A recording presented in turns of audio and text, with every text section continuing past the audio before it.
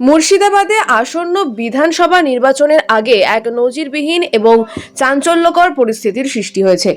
প্রায় 20 লক্ষ ভোটারের নাম ভোটার তালিকা থেকে বাদ পড়েছে। আর এই তালিকায় রয়েছে নবাব মীর জাফরের প্রায় 346 জন বংশধরের নামও। যে নবাবী বংশ একসময় বাংলা, বিহার ও উড়িষ্যা শাসন করত, আজ সেই বংশের সদস্যদেরই নিজেদের ভারতীয় নাগরিকত্ব প্রমাণ করতে হচ্ছে। এ যেন এক ইতিহাসের নির্মম পরিহাস।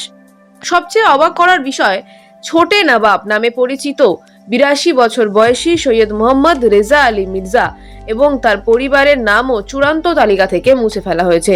তিনি অসুস্থ শরীর নিয়ে নির্বাচন কমিশনের শুনানিতে হাজির হয়ে সমস্ত বৈধ নথিপত্র জমা দিয়েছিলেন। তাকে আশ্বাসও দেওয়া হয়েছিল যে সব ঠিক হয়ে যাবে, কিন্তু শেষ পর্যন্ত দেখা গেল সাপ্লিমেন্টারি তালিকায় তার পুরো পরিবারের নামই উধাও। এই ঘটনার পর স্বাভাবিকভাবেই উঠছে একাধিক প্রশ্ন। এর সঙ্গে বিষয় হচ্ছে, এটা কি অন্যায় না? আপনি বলেন কেন আমরা ভোট দেবো না? আর যদি আমি ভোট না দিই, তার মানে আমার কোনো এখানে দেখতে থাকবে না।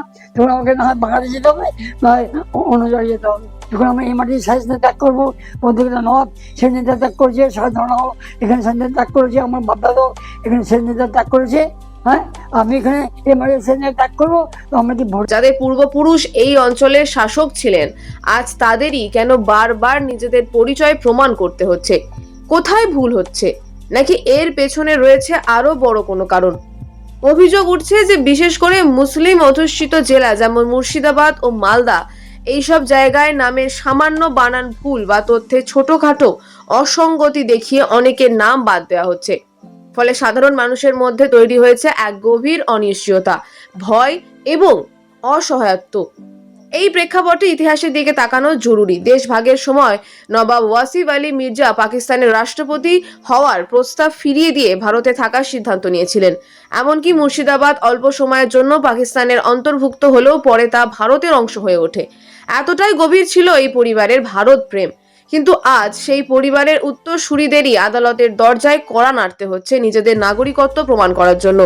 আগামী 23শে এপ্রিল ভোট গ্রহণ, কিন্তু আইনি জটিলতা আর দীর্ঘসূত্রিতার কারণে অনেকেই আশঙ্কা করছেন এবার হয়তো তারা ভোটাধিকার প্রয়োগ করতে পারবেন না।